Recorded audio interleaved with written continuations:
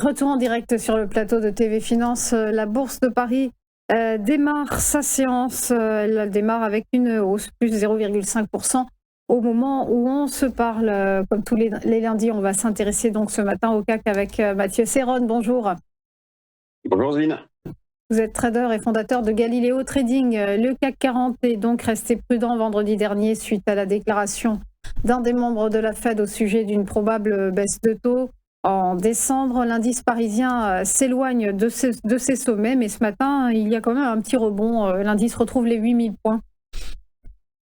Oui, nous avons globalement des marchés qui restent très sensibles aux anticipations de baisse de taux à venir. Il y a un mois, la baisse de taux était largement anticipée. La question était de savoir si nous aurions une baisse de 25 ou 50 points de base.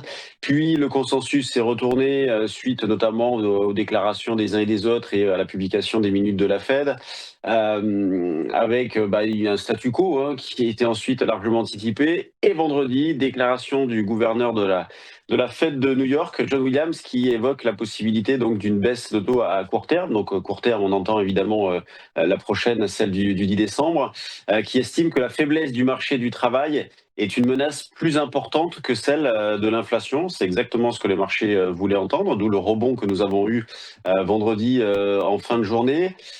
Désormais, le consensus, on est sur une anticipation à 70% d'une baisse de 25 points de base. Donc les choses évoluent extrêmement vite.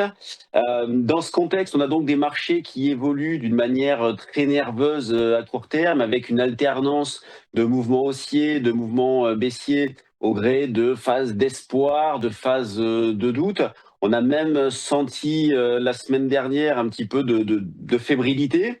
À signaler qu'on arrive sur les marchés, notamment aux États-Unis, sur des pivots importants.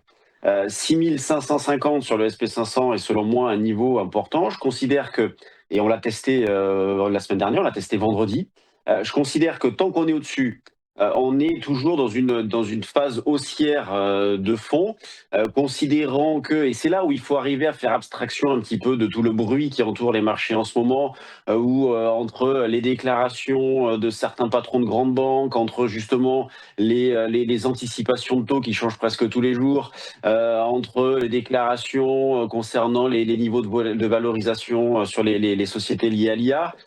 Bon, il y a beaucoup de bruit sur les marchés en ce moment et il n'est pas évident de rester objectif. Pour rester objectif, moi, je me fie au graphique. Et justement, 6550 sur le SP500 est un niveau d'achat intéressant dans une optique moyen terme. Je considère qu'en dessous, on aurait un warning, on aurait un retournement. Donc, on aurait un retournement à moyen terme. Donc, pour l'instant, on reste du bon côté. Il faut quand même garder en tête qu'un repli de 5-6% sur les indices ne remet pas en cause une tendance de fond. Ça, il faut bien le conserver parce que justement, dans ces phases-là, on est en la quête de repères. Donc, jusqu'à 5-6%, ça ne remet rien en question. Donc, 6550 à suivre sur le SP500, 24 200 sur le Nasdaq. Et vous me direz, et le CAC? Le CAC, lui, a une configuration graphique un petit peu différente dans la mesure où il a surperformé ces derniers temps. Alors, on a un premier petit pivot autour des 7750, un pivot de fond. Je parlerai du court terme après.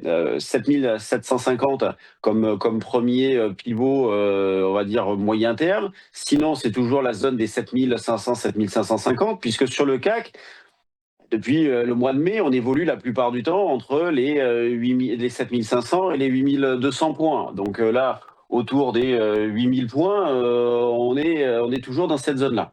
Là, je vous parle du futur échéance décembre. À court terme, je prends 8100, la zone 8100, 8120 comme pivot. Considérant que tant qu'on est en dessous, eh bien, on est plutôt dans une zone d'évolution entre 8100 et 7009. Au-dessus de 8100, on est dans une zone d'évolution 8100, 8300.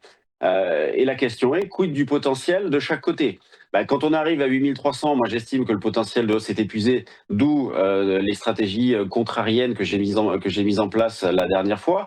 Et lorsqu'on arrive sur les 7900 points, j'ai plutôt tendance à estimer que le potentiel de baisse est épuisé, d'où la mise en place de stratégies contrariennes, notamment via les options. Dans cette phase-là, je privilégie les options pour jouer ces stratégies de fond pour plusieurs raisons, notamment avoir une gestion du risque extrêmement fine. Si jamais à un moment donné on a un décrochage, ce n'est pas grave, je ne perds que ma mise, si j'ose parler ainsi. Avoir un effet de levier intéressant, les options permettent justement d'avoir une exposition importante par rapport à sa mise initiale, et d'avoir une marge d'erreur aussi. On peut très bien passer un petit peu en dessous, revenir au-dessus, donc justement il n'y a pas de notion de stop ou quoi que ce soit. Donc c'est pour ça que moi je privilégie ce genre de stratégie-là, donc stratégie haussière de fond, le baissier plutôt du court terme pour essayer de capter des morceaux de mouvement. La volatilité qui a rebondi en fin de semaine dernière, c'est pas mal détendu. On a un VIX qui est désormais autour des 23 et qui devrait baisser encore un petit peu aujourd'hui si jamais on en reste là et si jamais on a un petit peu de visibilité. En ce qui concerne les catalyseurs aussi, à signaler que Donald Trump a mis la pression sur Volodymyr Zelensky. Il a fixé un ultimatum qui a jusqu'à jeudi pour accepter le plan de paix présenté la semaine dernière, faute de quoi l'aide militaire américaine sera suspendue. Donc c'est également de matière à nourrir un petit peu d'espoir sur les marchés pour au moins ces prochaines heures, ces prochains jours. Donc c'est pour ça que je vais être un petit peu prudent sur les ventes. Je vais continuer de vendre dans la mesure où j'essaye de coller au maximum au graphique pour du court terme, mais sur des positions de fond, je construis des positions plutôt haussières. Merci beaucoup, Mathieu Serron, pour votre décryptage et belle journée à vous. Merci. On va marquer une nouvelle pause et se retrouver juste après avec les Market Movers de Bernard Prazdesclos. À tout de suite.